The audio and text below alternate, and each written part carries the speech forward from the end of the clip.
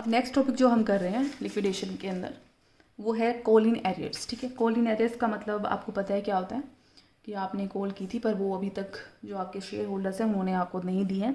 तो अगर in case call in arrears होती है और आप उसको रिकवर कर लेते हो, रियलाइज़ कर लेते हो, तो उसका आपकी अकाउंटिंग ट्रीटमेंट पर जो आपका स्टेटमेंट बनेगा उस पर क्या इम्पैक्ट पड़ेगा वो अब हम यहाँ पे देखेंगे। तो इलस्ट्रेशन नंबर 8 हम स्टार्ट कर रहे हैं कॉल इन एरियर।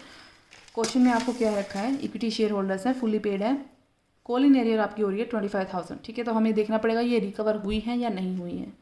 फिर आपको प्रेफरेंस शेयर होल्डर्स दे रखे हैं, ये फुल्ली पेड हैं आपके, सिक्योरिटी प्रीमियम है, P&L है, डिबेंचर्स ड्यू हैं तो इंटरेस्ट निकलेगा। फिर bank overdraft credit, interest on debenture ये ड्यू है तो ये हमें देखना पड़ेगा ये रिकवर हुआ है नहीं।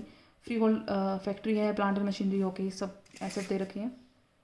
Preference dividends are in arrear from 2011-12, तो 2011-12, 12-13, 13-14, 14-15, 31 मार्च 2015 को हमारे अकाउंट्स बंद हो रहे हैं। 4 साल के लिए आपकी जो प्रेफरेंस डिविडेंड है वो एरियर में चल रहा है, तो क्या ये एरियर पे किया जाएगा नहीं, ये अब हम आगे देखेंगे। The company's articles provides that on liquidation out of the surplus assets remaining after the payment of liquidation cost and outside liabilities there shall be paid firstly all arrears of preference dividend किए जाएंगे। तो हम arrears, ये जो 4 साल का हमारा preference dividend का एरियर है वो पे करेंगे। Secondly, the amount paid up on the preference shares together with the premium thereon of 10% per share. आप प्रेफरेंस कैपिटल की जो अमाउंट पे करोगे उसके साथ आप 10 रुपये प्रीमियम भी पे करोगे। ठीक है, and thirdly, any balance than remaining shall be pay to the equity shareholders. तो जो भी पैसा आप रियलाइज कर रहे हो एसेट से, सबसे पहले आप उसमें से आपका रेम्यूनरेशन पे करोगे, देन आप लिक्विडेशन की कॉस्ट एक्सपेंसेस पे करोगे, देन आप उसमें से लाइबिलिटीज़ पे करोगे, एंड देन उसमें से प्रेफरेंस डिविडेंड का एरियर, प्रेफरेंस कैपिटल और प्रीमियम, और फिर जो बच जाएगा उसमें से आप इक्विटी शेयर होल्डर्स को पे करोगे। ठीक है, bank overdraft was guaranteed by the directors who were called upon by the bank to discharge their liability under the guarantee. The directors paid the amount to the bank. तो bank overdraft था वो directors ने guarantee कर रखा था कि वो पे कर देंगे, तो बैंक ने उनको बुलाया और डायरेक्टर्स ने अमाउंट पे कर दी। लिक्विडेटर क्या करेगा, इस बैंक ओवरड्राफ्ट की अमाउंट जो डायरेक्टर ने पे की है वो हम डायरेक्टर को पे कर देंगे। ठीक है, क्योंकि उसने कंपनी की तरफ से जो है उन्होंने कंपनी की तरफ से पे की है हमारी लाइबिलिटी। लिक्विडेटर ने क्या क्या रियलाइज़ किया है, एसेट सारी आपको रियलाइज़ दे रखी है।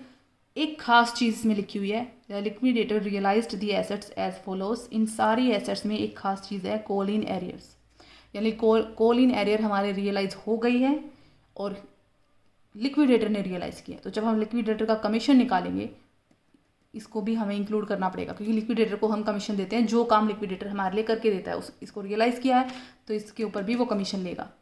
Creditors were paid less discount of 5%। जो हमारे क्रेडिटर्स दे रखे हैं उनको हमें पे करना है but 5% discount. The debentures and accrued interest were repaid. तो आपको बता दिया अक्रूड इंटरेस्ट भी पे हो गया है आपका 30 जून 2015 को। ठीक है, तो अब इसका इंटरेस्ट हमारा अगर अनसिक्योर्ड क्रेडिटर्स को पे कर देने के बाद अगर हमारे पास अमाउंट बचती है, हमारी कंपनी सोलवेंट है, तो उस केस में हम इस डेट को इंटरेस्ट पे करें, इस डेट तक का इंटरेस्ट निकालेंगे, अदरवाइज हम लिक्विडेशन की डेट तक का इंटरेस्ट निकालेंगे।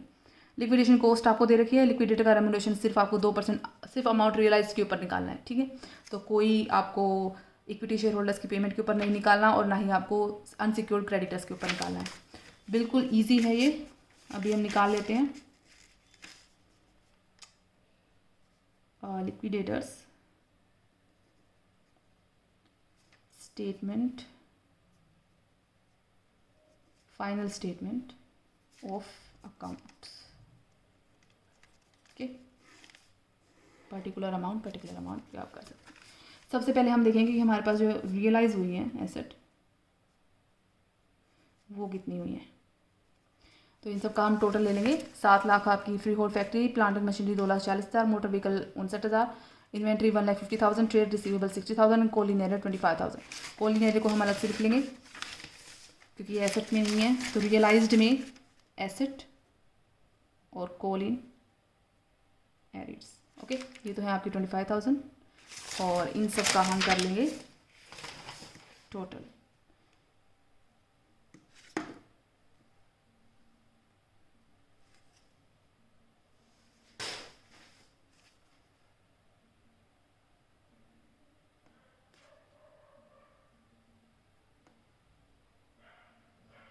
तो ये हमारे पास आ रहा है 12,900, सॉरी 12,900 नहीं, 12,09,000। इसको हम कर लेंगे टोटल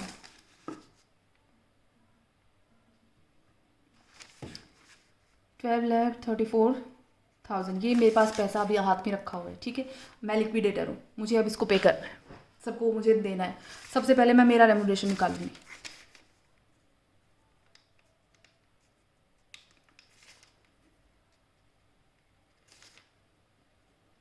सबसे पहले मेरा रेम्यूनरेशन निकलेगा और वो निकलेगा एसेट रियलाइज के ऊपर। तो एसेट रियलाइज हमें पता है कितनी है, रेम्यूनरेशन की रेट हमें पता है कितनी है, 2%।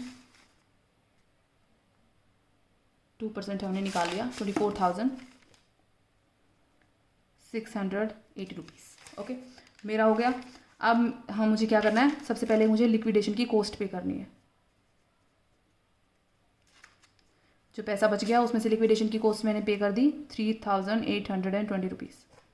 अब जो पैसा बच गया उसमें से मुझे क्या पे करना है, सबसे पहले मैं करूँगी बैंक ओवरड्राफ्ट को पे कर देते हैं। चलो सॉरी,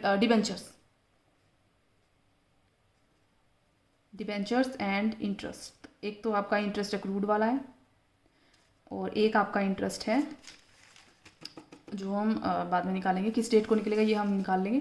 तो डिबेंचर्स की अमाउंट है आपकी टोटल 1 लाख, और ये वाला इंटरेस्ट है आपका 2500। ये इंटरेस्ट की रेट हम निकाल लेंगे क्या है। फिर मुझे पे करना है क्या, बैंक ओवरड्राफ्ट, जो डायरेक्टर्स को पे कर देंगे हम। ये मुझे पे करना है 58,000। इसके बाद मुझे अनसिक्योर्ड क्रेडिटर्स को पे करना है 5% डिस्काउंट के ऊपर। तो क्रेडिटर्स की अमाउंट है मेरी 1,15,000 और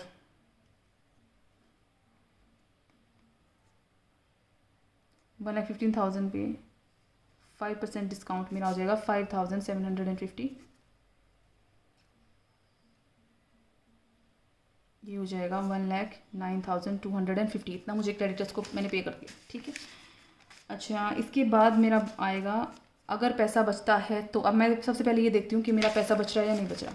तो 12,34,000 में से मैंने 24,000 अपने ले लिए, 3,820 इनको दे दिए, 58,000 ये पे कर दिए, 1 लाख ये। तो मेरे पास पैसा बच रहा है, ठीक है। तो इसका मतलब हम सोलवेंट है हमारी कंपनी अभी। तो हम क्या करेंगे, इंटरेस्ट जो निकालेंगे हम डिबेंचर के ऊपर वो उस डेट तक का निकालेंगे जिस डेट को हमारे पे हो रहा है, 30 जून 2015 तक का, ठीक है। तो 30 जून 2015 तक का मतलब है 3 महीने का, ठीक है। तो 3 महीने का हम यहाँ पे देख लें हमने कितना निकाल रखा है, कैलकुलेशन करी रखी है 1250, ठीक। 3 महीने का हमने निकाले। देखो डिबेंचर थे आपके 1 लाख के, इसके ऊपर मैंने निकाला 5%, 5,000 आ गया। 5,000 मैंने निकाल दिया 3 महीने के लिए,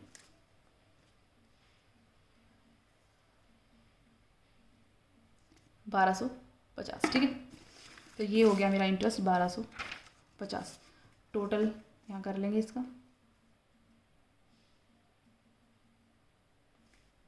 1,03,750 रुपीज़। ओके, अब मुझे पे करना है किसको, प्रेफरेंस को। और जो प्रेफरेंस को पे करना है वो करना है एक तो कैपिटल, एक मुझे करना है जो उसका एरियर है वो, और एक मुझे पे करना है प्रीमियम, ठीक है। तो प्रेफरेंस कैपिटल को जो मुझे पे करना है वो तो है आपका 6 लाख कैपिटल के नाम पे, ठीक है। मुझे जो प्रीमियम पे करना है वो करना है 10 रुपये के हिसाब से, और 6,000 शेयर है तो 10 रुपये के उस हिसाब से हो जाएगा 60,000। प्रीमियम हो गया 60,000। 4 साल का एरियर है डिविडेंड का। डिविडेंड बनता है मेरा 5% का डिविडेंड बनाऊँ तो मैं इसका 5% निकाल लो, 6 पंजे 30, ठीक है। और इसको हम बना लेंगे अब 4 साल का, तो ये हो जाएगा आपका 1,20,000 रुपये। तो 1,20,000 रुपये आपका डिविडेंड हो जाएगा 4 साल का,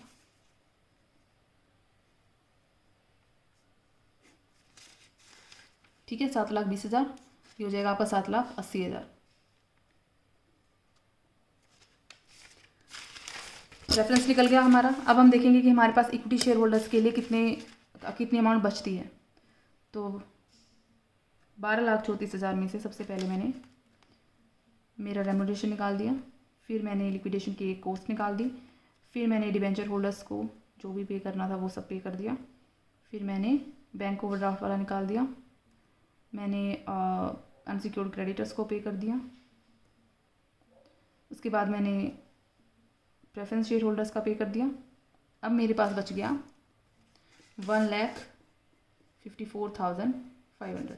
इसके ऊपर कोई कमीशन तो मुझे मिल नहीं रहा एज ए लिक्विडेटर, तो ये सारा का सारा पैसा मैं इक्विटी शेयर होल्डर्स को डिस्ट्रीब्यूट कर दूंगी। तो 1,54,500 रुपीज़, ठीक है। ये सारा का सारा पैसा हमने इक्विटी शेयर होल्डर्स को डिस्ट्रीब्यूट कर दिया। तो ऐसे हमें करना है अगर हमें कॉल इन एरियर दे रखी है। अगर ये कॉल इन एरियर रिकवर नहीं होती तो हम यहाँ पे नहीं लिखते, लेकिन क्योंकि ये मैंने रियलाइज़ कर ली तो मैंने यहाँ पे शो किया है कि आप मेरे हाथ में टोटल इतना पैसा है, और क्योंकि मैंने रियलाइज़ किया एज ए लिक्विडेटर तो मैं इसके ऊपर भी कमीशन चार्ज करूँगी।